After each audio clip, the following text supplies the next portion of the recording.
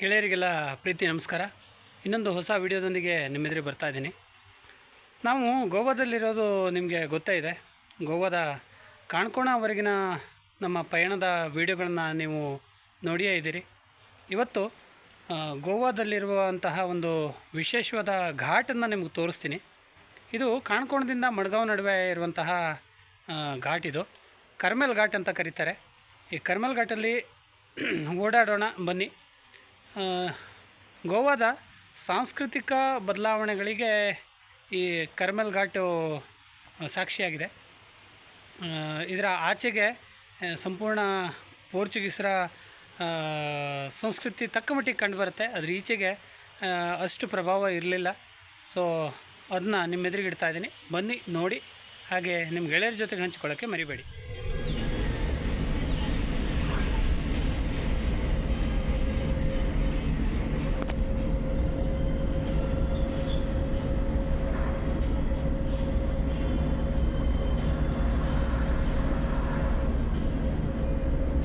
ನೋಡಿ, ಇದು ಕರ್ಮಲ್ ಘಾಟ್ ಅಂತ ಕರೀತಾರಂತೆ. ಕರ್ಮಲ್ ಘಾಟ್ ಗೋವಾದಲ್ಲಿರೋ ಸೌತ್ ಗೋವಾದಲ್ಲಿರೋ ಏಕೈಕ ಘಾಟ್ ಇದು. ನಿಮಗೆ ಬೆಳಗಾವಿಗೆ ಹೋಗುವಾಗ, ರಾಮನಗರ ಹೋಗುವಾಗ ಅಥವಾ ರತ್ನಗಿರಿ ಸೈಡು, ಸಿಂಧುದುರ್ಗ ಸೈಡು ಹೋಗುವಾಗ ಬೇರೆ ಬೇರೆ ಘಾಟ್ಗಳು ಸಿಗುತ್ತೆ. ಆದರೆ ಇದು ಲೋಕಲ್ ಕೋಸ್ಟಲ್ ಬೆಲ್ಟಲ್ಲೇ ಇರುವಂತಹ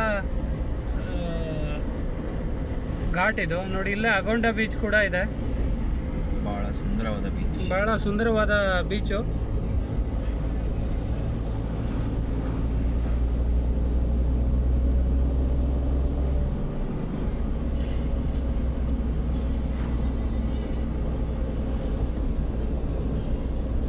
ಹೀಗೆ ಬಹುತೇಕರು ಪ್ರವಾಸಿಗರೆಲ್ಲ ಬರೋರು ನಾರ್ತ್ ಗೋವಾ ಸೈಡ್ ಜಾಸ್ತಿ ಬರ್ತಾರೆ. ಆದರೆ ಸೌತ್ ಗೋವಾ ನಾರ್ತ್ಗೆ ಹೋಲಿಸಿದರೆ ಅಷ್ಟಾಗಿ ಎಕ್ಸ್ಪ್ಲೋರ್ ಆಗಿಲ್ಲ ಅಂತ ಹೇಳ್ಬೋದು.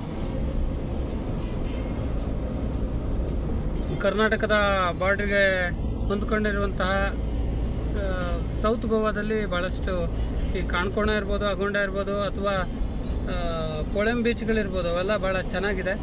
ನೋಡಿ, ನೀವು ಇಲ್ಲಿ ಘಾಟ್ ಸೆಕ್ಷನ್, ನಾವೀಗ ಘಾಟ್ ಹತ್ತಾ ಇದ್ದೀವಿ.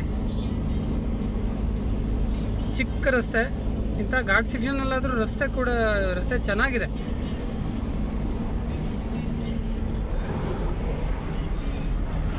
ಇಲ್ಲಿ ಬರುತ್ತೆ ನೋಡಿ, ಇಲ್ಲೇ ಮೇಲೆ ಹೋಗ್ಬೇಕು.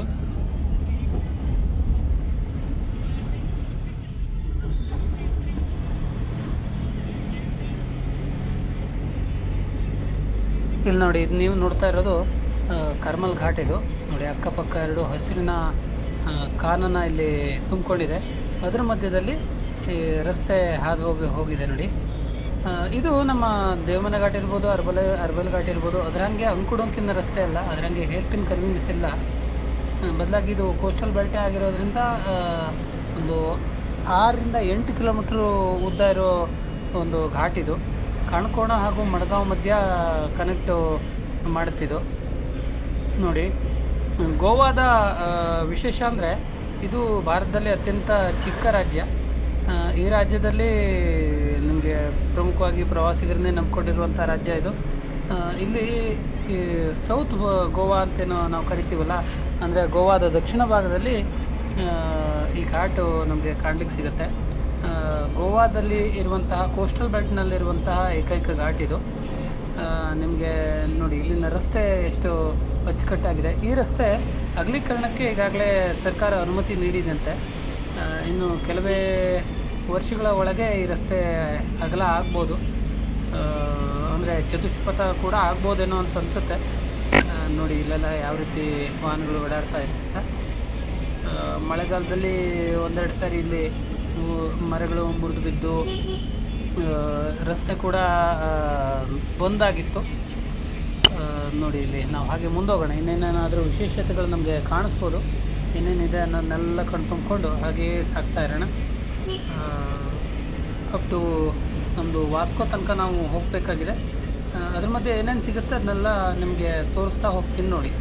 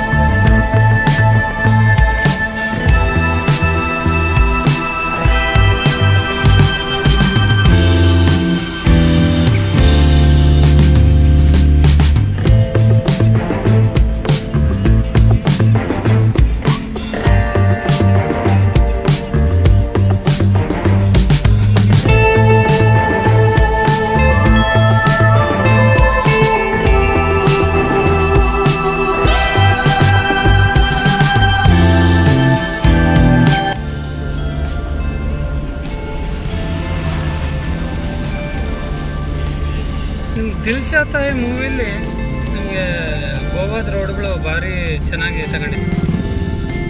ಗೋವಾದ ಕೋಟೆ ಮತ್ತು ಗೋವಾದ ರೋಡಲ್ಲಿ ಅಮೀರ್ ಖಾನು, ಸೈಫ್ ಅಲಿ ಖಾನ್ ಮತ್ತು ಅಕ್ಷಯ್ ಖನ್ನ ಕಾರ್ ಓಡಿಸ್ಕೊಂಡು ಹೋಗೋದು. ಎಲ್ಲರೂ ಮಾಡ್ರೆ ಎಲ್ಲ ಚಂದನೇ ಗೊತ್ತ್ರಿ.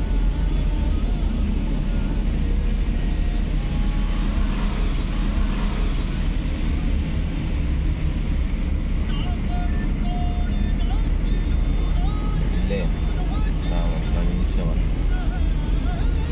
ದೊಡ್ಡ ದಾರಿ ಇವತ್ತು ಘಾಟ್ ಸೆಕ್ಷನ್.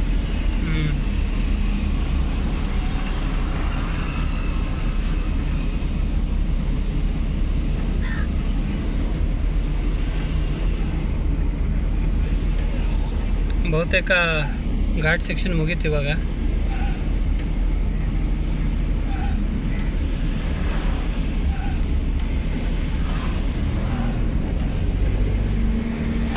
ನೋಡಿ ಅಲ್ಲಿ ಎದುರುಗಡೆ ಬರ್ತಾ ಇರೋದು ಗೋವಾದ ಬಸ್ಸು, ಕದಂಬ ಟ್ರಾವೆಲ್ಸ್ ಅಂತ ಹೇಳ್ತಾರಲ್ಲ ಅದ್ರ ಬಸ್ಸು ನೋಡಿ. ಲೋಕಲ್ ಬಸ್ಸು ಗೋವಾದ್ದು. ಗೋವಾ ಸ್ಟೇಟ್ ಟ್ರಾನ್ಸ್ಪೋರ್ಟ್ನ ಬಸ್ಸಿನ ಕಲರೇ ಭಾಳ ವಿಭಿನ್ನ ಆಗಿದೆ. ನೀಲಿ ಬಣ್ಣದ ಕಲರ್ ಬಸ್ಸುಗಳು, ಹಸಿರು ಬಣ್ಣದ್ದು.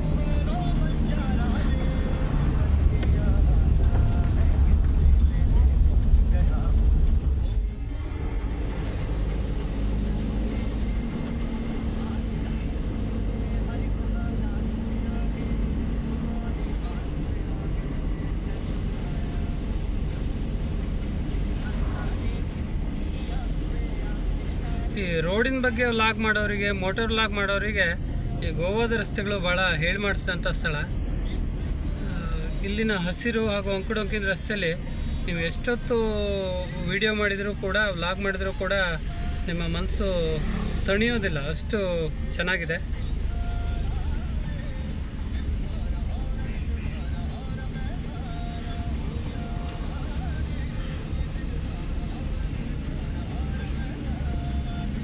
ನೋಡಿ ಇಲ್ಲಿ ಯಾವ ರೀತಿ ಅಂಕುಡೊಂಕಿನ ರಸ್ತೆ ಅಂತ. ತುಂಬ ಚಿಕ್ಕ ರಸ್ತೆಯಲ್ಲೇ ವಾಹನಗಳು ತುಂಬ ಜಾಸ್ತಿ ಸಂಖ್ಯೆಯಲ್ಲಿ ಬರ್ತಾ ಇದೆ.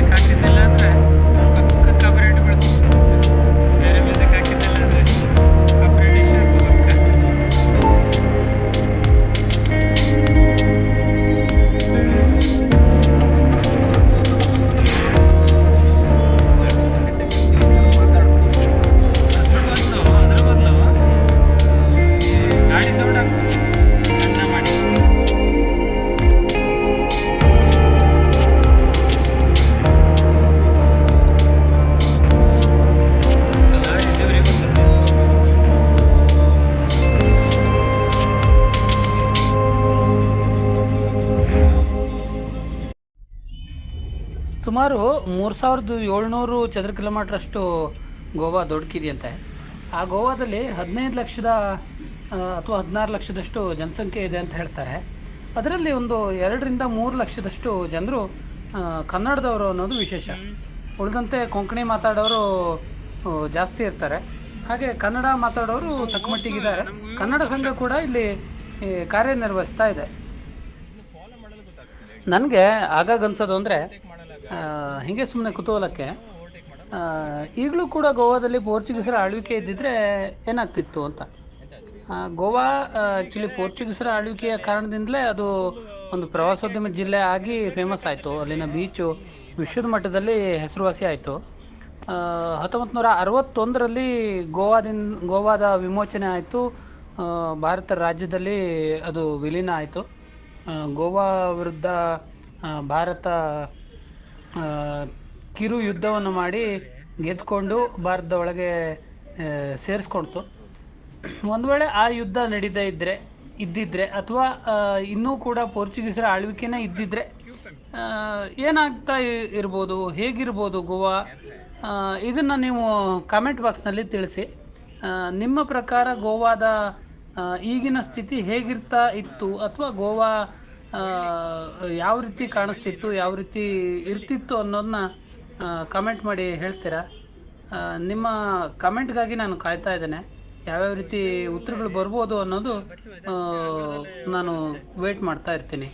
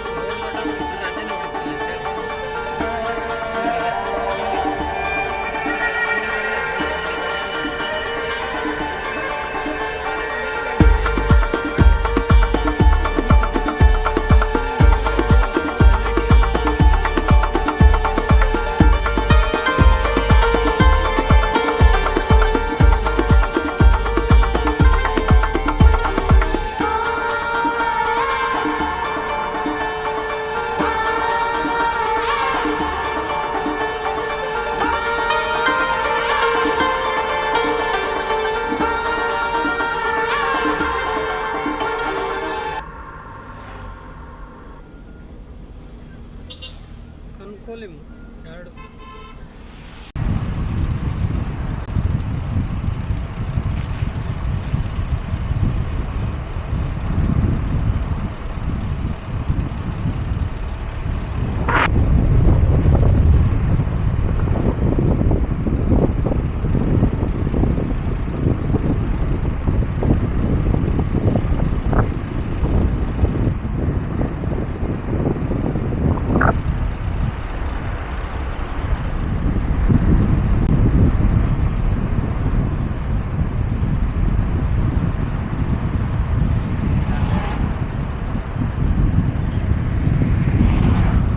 ನಿಮಗೆ ಎಲ್ರಿಗೂ ಗೊತ್ತೇ ಇರ್ಬೋದು, ಗೋವಾದ ರಾಜಧಾನಿ ಪಣಜಿ. ಇದು ನಾರ್ತ್ ಗೋವಾದಲ್ಲಿದೆ. ಹಾಗೆ ಗೋವಾದ ಅತ್ಯಂತ ದೊಡ್ಡ ನಗರ ಅಂದರೆ ಅದು ವಾಸ್ಕೋ ಅಂತೆ. ಅದು ಬಿಟ್ಟು ಮಡ್ಗಾಂವು, ಕಾನ್ಕೋಣ ಮುಂತಾದ ದೊಡ್ಡ ದೊಡ್ಡ ಶಹರಗಳು ಕೂಡ ಇಲ್ಲಿದೆ. ನಿಮಗೆ ಗೋವಾಕ್ಕೆ ಬರಬೇಕು ಅಂತಾದರೆ ಗೋವಾದಲ್ಲಿ ದಾಬೋಲಿಮ್ ಏರ್ಪೋರ್ಟ್ ಅಂತ ಸಿಗುತ್ತೆ, ವಾಸ್ಕೋದಲ್ಲಿದೆ. ಹಾಗೆ ನಿಮಗೆ ಮಡ್ಗಾಂವ್ನ ರೈಲ್ವೆ ಸ್ಟೇಷನ್ ಇರ್ಬೋದು, ಹಾಗೆ ಪಣಜಿ ರೈಲ್ವೆ ಸ್ಟೇಷನ್ ಇರ್ಬೋದು, ವಾಸ್ಕೋ ರೈಲ್ವೆ ಸ್ಟೇಷನ್ ಇರ್ಬೋದು. ಹೀಗೆ ಬೇರೆ ಬೇರೆ ಬೇರೆ ಬೇರೆ ರೈಲ್ವೆ ಸ್ಟೇಷನ್ಗಳು ಸಿಗುತ್ತೆ. ಅಲ್ಲಿಗೆ ನಿಮಗೆ ದೇಶದ ವಿವಿಧ ಕಡೆಯಿಂದ ಕನೆಕ್ಟಿವಿಟಿ ಕೂಡ ಇರುತ್ತೆ. ಸೊ ನೀವು ಆರಾಮಾಗಿ ಬರ್ಬೋದು. ಗೋವಾದ ದಾಬೋಲಿಮ್ ಅಂದರೆ ವಾಸ್ಕೋನ ದಾಬೋಲಿಮ್ ಇಂಟರ್ನ್ಯಾಷನಲ್ ಏರ್ಪೋರ್ಟ್ಗೆ ಬೇರೆ ಬೇರೆ ದೇಶಗಳಿಂದ ಕೂಡ ಕನೆಕ್ಟಿವಿಟಿ ಇದೆ. ಸೊ ಅಲ್ಲಿಂದ ಕೂಡ ನೀವು ಆರಾಮವಾಗಿ ಬರ್ಬೋದು. ಹಾಗೆ ಇನ್ನೊಂದು ಪ್ರಮುಖ ಸಂಗತಿ ಅಂದರೆ ಗೋವಾದಲ್ಲಿ ಈ ಗಣಿಗಾರಿಕೆ ಅನ್ನೋದು ತುಂಬ ಜಾಸ್ತಿ ಇದೆ. ಇಲ್ಲಿನ ಪಶ್ಚಿಮ ಘಟ್ಟ ಶ್ರೇಣಿಯಲ್ಲಿ ತುಂಬ ದೊಡ್ಡ ಪ್ರಮಾಣದಲ್ಲಿ ಗಣಿಗಾರಿಕೆ ನಡೆಯುತ್ತೆ ಅಂತ ಹೇಳ್ತಾರೆ. ಹಾಗೆ ನಮಗೇನು ಗೋವಾ ಅಂದರೆ ಬೀಚು ಅಂತ ಹೇಳ್ತೀವಿ, ಅದರ ಹೊರತಾಗಿ ಕೃಷಿ ಕೂಡ ಗೋವಾದ ಪ್ರಮುಖ ಉದ್ದಿಮೆ ಅಂತ ಹೇಳ್ಬೋದು. ಇಲ್ಲಿಯ ಜನರ ಜೀವನಾಧಾರ ಅಂತ ಹೇಳ್ಬೋದು.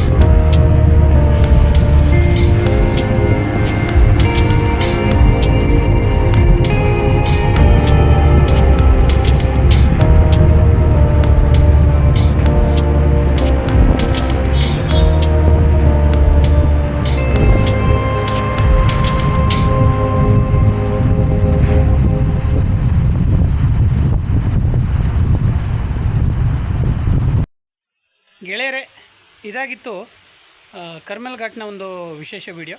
ನಿಮಗೆ ಇಷ್ಟ ಆಗಿದ್ದರೆ ನಿಮ್ಮ ಗೆಳೆಯರ ಜೊತೆ ಹಂಚ್ಕೊಳ್ಳಿ. ಹಾಗೆ ಇದಕ್ಕೊಂದು ಲೈಕ್ ಕೊಟ್ಟು ಕಮೆಂಟ್ ಮಾಡಿ ಹೀಗೆ ಪ್ರೋತ್ಸಾಹ ಮಾಡ್ತಾಯಿರಿ. ಇನ್ನೊಂದು ಹೊಸ ವಿಡಿಯೋದೊಂದಿಗೆ ನಿಮ್ಮ ಎದುರಿಗೆ ಬರ್ತೀನಿ. ಅಲ್ಲಿವರೆಗೂ ನಗ್ತಾಯಿರಿ, ನಗಿಸ್ತಾಯಿರಿ, ಖುಷಿಯಾಗಿರಿ, ಖುಷಿಯಾಗಿರಿ. ಧನ್ಯವಾದ.